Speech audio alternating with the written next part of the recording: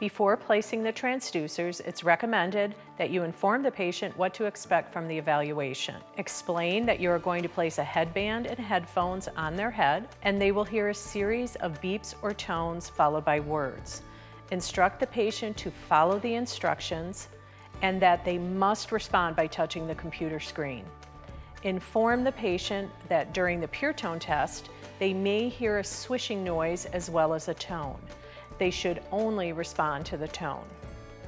Be sure to stress that during speech testing, some of the words will be very soft and they must guess by simply selecting any word on the screen to proceed through the test. Once the patient understands what to do, place the AMBAND headband around the patient's head and ensure that it is in the center of the forehead. Then slide the bone oscillator under the AMBAND so that the round part of the transducer is in the middle of the patient's forehead. When the bone oscillator is secure, place the circumaural headphones over the patient's ears, making sure both ears are within the center part of each ear cup. Make sure the red headphone labeled R is over the right ear and the blue headphone labeled L is over the left ear.